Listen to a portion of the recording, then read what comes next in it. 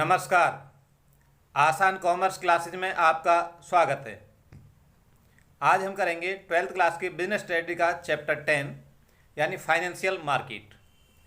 Financial market के second part में आज हम meaning, features and functions of stock exchange, meaning, features and objectives of NSC यानी national stock exchange, meaning, objectives and functions of SEBI. तो चलिए शुरुआत करते हैं मीनिंग ऑफ स्टॉक एक्सचेंज से।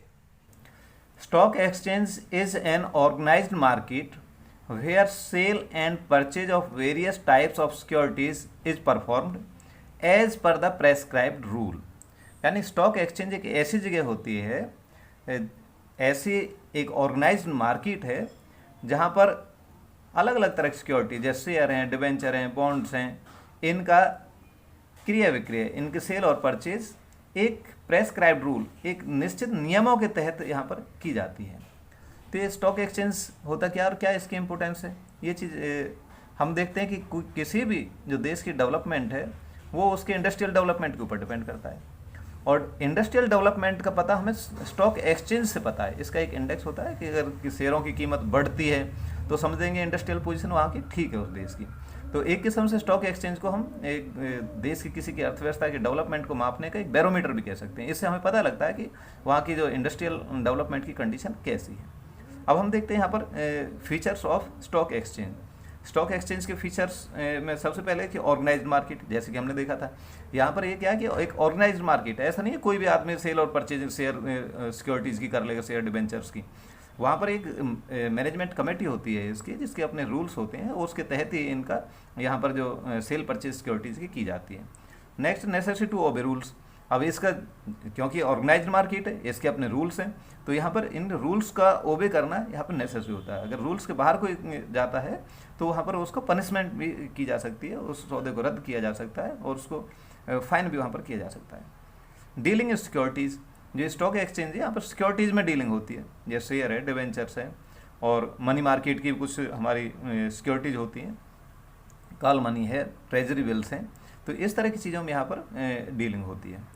डीलिंग थ्रू ऑथराइज्ड मेंबर्स, यहाँ पर कोई भी व्यक्ति अपने आप स्वतंत्र रूप से डीलिंग नहीं कर सकता, क्योंकि उसमें धोखे की संभावना ज़्यादा रहती है।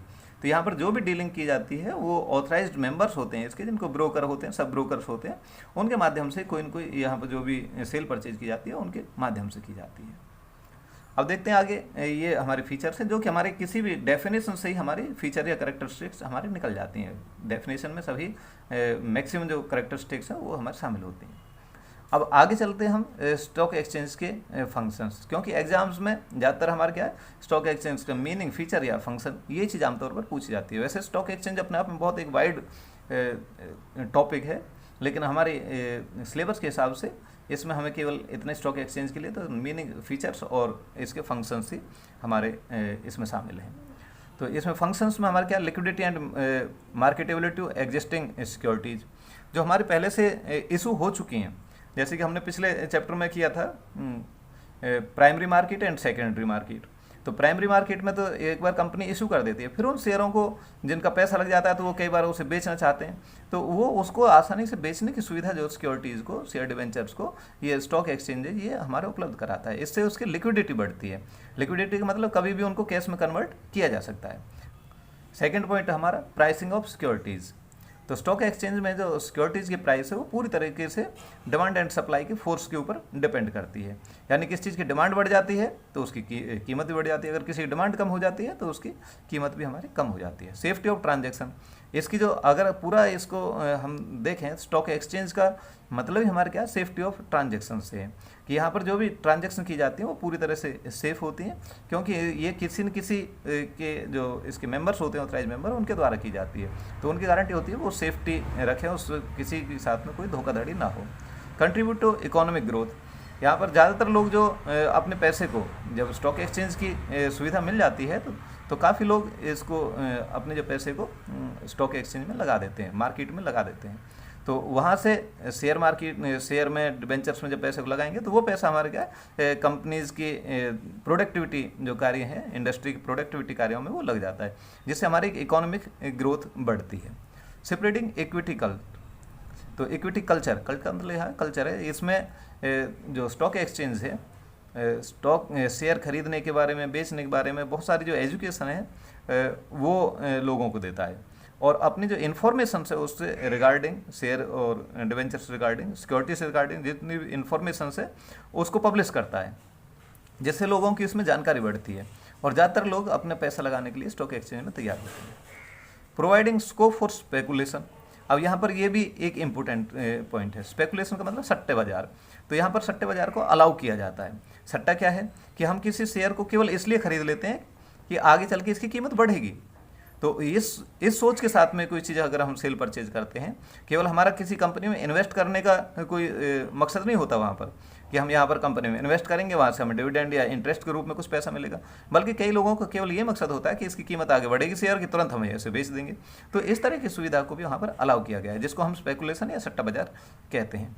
कई लोग एक एक दिन में कई बार शेयरों खरीद लेते हैं और कई बार बेच देते हैं, तो वो केवल इसी पैसे से कमाते हैं। यहाँ पर लॉस होने की संभावना ज़्यादा होती है, प्रॉफिट भी कई लोगों को हो जाता है, तो इसको हम स्पेकुलेशन कहते हैं। अब दूसरा जो हमारे इसमें एक टॉपिक आता है national stock exchange.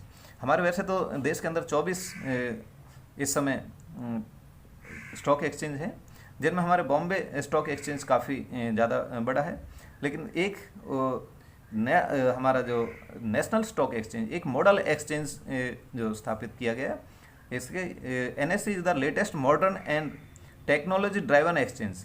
It has set up a nation wide fully automated screen based trading system. जो NSE को जो एस्टेब्लिश किया गया था, इसके पीछे ये मकसद था कि इसमें एक मॉडर्न स्टॉक एक्सचेंज हो, जिसमें पूरी अच्छी सुविधाएं हों, ये फ्लोर लेस हो, यानी एक जगह निश्चित नहीं है कि भाई यही हमारा नेशनल स्टॉक एक्सचेंज है। पूरे देश में इसके टर्मिनल्स खुले हुए हैं और स्क्रीन बेस्ड है, यानी वहीं पर कंप्यूटर के स्क्रीन पर इसके सारे कीमत आती रहती हैं और उस स्क्रीन पर ही कंप्यूटर पर ही हमारे सारे वहाँ पर सौदे हो जाते हैं। वहाँ पर सारे सेल परचेज पूरी हमारे कंप्यूटर के ऊपर ही हो जाती है। तो जो पहले ट्रेडिशनल तरीका था, वहाँ पर एक बिड लगती थी, लोग बोली लगाते थे शेयरों की, भाई इसकी कीमत इतनी है, इसकी कीमत इतनी है, तो वहाँ पर लोग खरीद बेच करते थे। लेकिन यहाँ पर स्टॉक एक्सचेंज, नेशनल जो स्टॉक एक्सचेंज है, ये एस्टेब्लिश किया गया। इसके बाद में सारी चीज़ें हमारे कंप्यूटर पर होने लगी। इसकी फीचर्स क्या हैं? फीचर ऑफ NSE यानी मॉडल एक्सचेंज, ये एक आदर्श जो एक्सचेंज बना कि जिसमें सभी एक जो नेशनल स्टॉक एक्सचेंज जो विशेषताएं होनी चाहिए वो सभी इसमें थी। फ्लोरलेस, इसका कोई एक जगह निश्चित नहीं है, पूरे देश में इसके जो टर्मिनल्स है वो खुले हुए हैं। नंबर 3 है 2 सेगमेंट्स। NSE के 2 सेगमेंट्स हैं, जिसमें पहला हमारा होलसेल डेट सेगमेंट, जिसको हम मनी मार्केट सेगमेंट भी कहते हैं, और एक है हमारा capital market segment. Wholesale debts segment में यानी मनी मार्केट में हमारा जो शॉर्ट टर्म जो हमारी सिक्योरिटीज होती हैं उनमें डीलिंग होती है, उनकी सेल परचेज होती है, जिनमें हमारा ट्रेजरी बिल है, कॉमर्शियल पेपर है, सर्टिफिकेट ऑफ डिपॉजिट है, कॉल मनी है, इस तरह की चीज़ें आती है। और कैपिटल मार्केट में हमारे शेयर हैं, डिवेंचर्स हैं, बॉन्ड्स हैं, उनका क्रय विक्रय किया जाता है। ईजी एक्सेस, क्योंकि इसके जो टर्मिनल्स है पूरे देश में सभी लगभग शहरों में इसके टर्मिनल्स मिल जाते हैं, वो स्थापित किए गए हैं। तो इस लोगों की जो इन्वेस्टर्स हैं उनकी इजी एक्सेस है, वो आसानी से वहाँ तक उनकी पहुँच है। नेक्स्ट आता है हमारा सेम प्राइस। जो NSE में सभी शहरों में ऐसा नहीं है कि किसी शहर में किसी शेयर की कीमत ज़्यादा हो, किसी शहर में कम हो, पूरे देश के अंदर इसमें किसी शेयर की जो कीमत है वो एक जैसी ही रहती है। तो कहीं का भी लोग किसी भी जगह से उसको परचेज कर सकते हैं। नेक्स्ट है ऑर्डर ड्राइवन सिस्टम। जो इस पर जो डीलिंग होती है वो ऑर्डर ड्राइवन सिस्टम से होती है, जिसको हम एक प्रोसेस भी कहते हैं, डीलिंग प्रोसेस भी कहते हैं।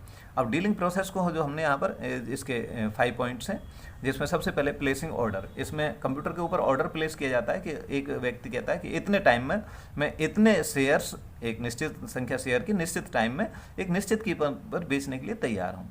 तो ये मैसेज जो ये कंप्यूटर के ऊपर डाल दिया जाता है, conveying message to the computer को ये मैसेज दे दिया जाता है।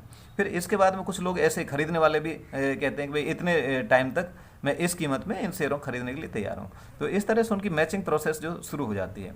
यहाँ पर परचेजर और जो सेलर है उन दोनों के जैसे ही मैच कर जाता है, कोई भी सौदा मैच कर जाता है, तो यहाँ पर एक्सेप्टिंग ऑर्डर, कंप्यूटर तुरंत उस ऑर्डर को एक्सेप्ट कर लेता है और उसके बाद में डिलीवरी और पेमेंट जो निश्चित उसके नियम है उनके तहत में की जाती है। तो ये हमारी फीचर्स ऑफ NSE थी। अब इसके पीछे हमारा ऑब्जेक्टिव क्या है? नेशनल NSE स्टॉक एक्सचेंज का, नेशनल स्टॉक एक्सचेंज का हमारा जो ऑब्जेक्टिव्स हैं वो नेशनल लेवल का। सबसे पहले एक नेशनल लेवल के एक स्टॉक एक्सचेंज की ज़रूरत महसूस हुई, जो कि जिसके लिए हमें नेशनल स्टॉक एक्सचेंज को स्थापित किया गया। इंक्रीज लिक्विडिटी, यहाँ पर लिक्विडिटी को बढ़ाना, क्योंकि यहाँ के टर्मिनल सब जगह होते हैं, इसलिए बड़े आसानी से कोई भी आदमी अपने शेयरों को खरीद बेच सकता है यहाँ पर, तो इससे लिक्विडिटी में इंक्रीज होती है। ट्रांसपेरेंसी इन ट्रांजेक्शन, इसकी सारी ट्रांजेक्शन जो और कंप्यूटर बेस्ड होती हैं और सभी जगह लगभग एक जैसी होती हैं, तो ये पूरी तरह से ट्रांसपेरेंट है, इसमें कुछ भी छुपाया नहीं जाता। शॉर्टर सेटलमेंट साइकिल, जो आगे जो इनका लेन देन है, जो हमारे सिक्योरिटीज़ का लेन देन है, इसका जो साइकिल है कि आज सौदा होने के बाद में कितने दिन में पैसे पेमेंट हो जाएगा, कितनी देर में ये हमारे जो शेयर्स है सिक्योरिटीज वो मिल जाती है, तो उसके टाइम को बहुत कम कर देना। मीटिंग इंटरनेशनल बेंचमार्क्स, तो यहाँ पर ये जैसे हमने बताया कि मॉडल एक स्टॉक एक्सचेंज को स्थापित किया गया था, जिसमें इंटरनेशनल लेवल के सभी जो स्टैंडर्ड्स हैं वो इसमें अपनाए गए हैं। अब आगे हम पढ़ते हैं securities and exchange board of India यानी सेबी। तो सेबी क्या है कि established by government of India on 12 April 1988 as an interim administration body to promote growth of the security market and the investors protection. तो जो सेबी का 12 April 1988 को इसको एस्टेब्लिश किया गया था, जिसका मकसद था कि यहाँ की एडमिनिस्ट्रेशन को देखना और इन्वेस्टर्स को जो धोखाधड़ी से रोकना, उनको प्रोटेक्ट करना। लेकिन ये सेबी अपने उद्देश्य में पूरी तरीके से सफल नहीं हो पाया। सेबी के रहते हुए यहाँ पर स्टॉक एक्सचेंज में काफ़ी बड़े घोटाले हुए, जिसमें कि हर्षद मेहता कांड के नाम से जो जाना जाता है, वो बहुत बड़ा एक घोटाला हुआ था। उसके बाद में फिर इसको सेबी को स्टैट्यूटरी जो स्टेटस दिया गया ऑन 30 जनवरी 1992 को। इसके पीछे स्टैट्यूटरी स्टेटस देने के पीछे और इसके एस्टेब्लिश के पीछे जो हमारे ऑब्जेक्टिव्स रहे हैं वो regulation of the stock exchange, stock exchange का रेगुलेट करना, यानी उसके संचालन के लिए अपने जो नियम हैं वो बनाना और उसके ठीक से उसका संचालन करना। प्रोटेक्शन ऑफ इन्वेस्टर्स, अगर हम पूरी तरह से इसका ऑब्जेक्टिव देखें तो मेन ऑब्जेक्टिव इसका प्रोटेक्शन टू इन्वेस्टर्स ही रहा है, यानी इन्वेस्टर्स को किसी भी धोखाधड़ी से बचाना। Checking the insider trading, insider trading को रोकना। तो इनसाइडर ट्रेडिंग हमारी क्या होती है, इसमें जैसे जो कंपनी के डायरेक्टर्स होते हैं उस कंपनी के बारे में पहले से पता होती है कि भाई आगे क्या होने वाला है, कंपनी का प्रॉफिट होने वाला है, लॉस होने वाला है, या कोई बहुत बड़ी एक डील होने वाली है। तो ऐसे में शेयर्स की कीमत का उन्हें आभास हो जाता है कि आगे इसकी शेयर कीमत इस वजह से बढ़ेंगी, तो वो बहुत बड़े मात्रा में अपने नाम से या अपने रिश्तेदारों के नाम से शेयर खरीद लेते हैं।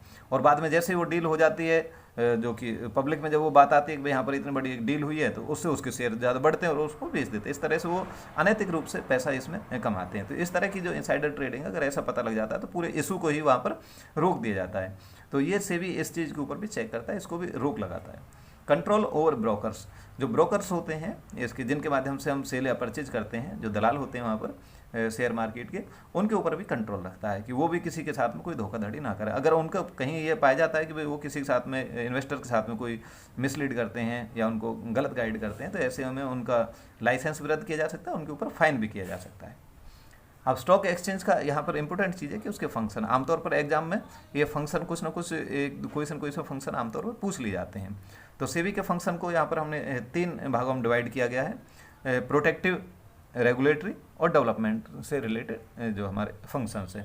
पहले हम देते हैं protective functions. To check unfair trade practice, यानी गलत तरह की जो ट्रेड प्रैक्टिस है उनको रोकना, कि कोई कंपनी अपने मतलब प्रोस्पेक्टस में गलत जानकारी देकर के इन्वेस्टर से पैसा इन्वेस्ट करा लेती है और बाद में वो जानकारी झूठी मिलती है, तो इस तरह की चीज़ों को चेक करना, उनको रोकना। इस तरह के इशू को पूरी तरह से रोक दिया जाता है और कंपनी के ऊपर भी इसे पेनलाइज किया जाता है। चेक द इनसाइडर ट्रेडिंग, जैसे हमने अभी ऑब्जेक्टिव्स में देखी थी इनसाइडर ट्रेडिंग, उसके ऊपर रोक लगाना। नेक्स्ट है provide education to investors, investors को एजुकेट करना, उन्हें शेयर मार्केट के बारे में बताना, तो ये भी इसका ही काम रहा है। To promote code of conduct, यानी डूज और डोंट्स, क्या हमें करने, कैसा व्यवहार हमें करना है, कैसा नहीं करना है, इस तरह की एक मॉडल कोड ऑफ कंडक्ट उसको प्रमोट करना। नेक्स्ट आते हैं हमारे रेगुलेटरी फंक्शंस। रेगुलेटरी फंक्शंस में registration of the brokers and सब ब्रोकर्स, यहाँ पर जो इसके मेंबर्स होते हैं, जो स्टॉक एक्सचेंज के कुछ मेंबर्स होते हैं जिनके माध्यम से हम सेल या परचेज करते हैं, उनका रजिस्ट्रेशन करना, जिसमें ब्रोकर, सब ब्रोकर्स ये इसमें शामिल होते हैं। Regulation of the business in stock exchange, stock exchange में जो बिजनेस किया जाता है उसको रेगुलेट करना। Regulator of mutual fund, mutual fund क्या होता है कि इसमें एक जगह पैसा इन्वेस्टर से इकट्ठा कर लिया जाता है, फिर उसको अलग अलग कुछ कंपनियों में इन्वेस्ट करते हैं।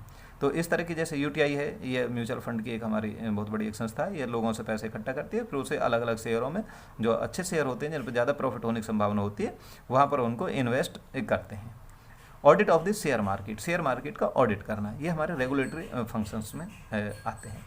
नेक्स्ट है हमारा डेवलपमेंट फंक्शंस ऑफ सेबी, इसमें provide training to the intermediaries, intermediaries में हमारे यही है, ब्रोकर, सब ब्रोकर्स और बहुत सारे लोग शामिल होते हैं, उनको उनकी ट्रेनिंग देना कि भाई किस तरीके से आप लोगों को काम करना है। Encourage self regulation, self regulation को बढ़ावा देना कि स्वयं से ही अपने आप ही इस तरह के नियम बना के रखें जिससे कि किसी के साथ में धोखाधड़ी ना हो, जिससे ठीक तरीके से अपना बिजनेस चलता रहे। कैरी ऑन रिसर्च वर्क, और इसके ऊपर एक रिसर्च वर्क भी ये चलता रहता है कि किस तरह से हम इसको ज़्यादा बेहतर स्टॉक एक्सचेंज को बनाएं, तो उसके ऊपर रिसर्च वर्क से भी कराती है। पब्लिशिंग यूजफुल इन्फॉर्मेशन, जो यूजफुल इन्फॉर्मेशंस होती हैं इन्वेस्टर्स के लिए, दूसरी कंपनीज़ के लिए, उन सभी तरह की इन्फॉर्मेशंस को अपने जो रूल्स होते हैं, बाईलॉज होते हैं, उनका सभी का जो पब्लिकेशन ये सेबी के द्वारा किया जाता है, जिससे कि सभी पक्षों का इसमें फ़ायदा होता है। इस तरीके से जो आज हमारा ये चैप्टर कंप्लीट होता है स्टॉक एक्सचेंज का। तो आज के लिए इतना ही, नमस्कार।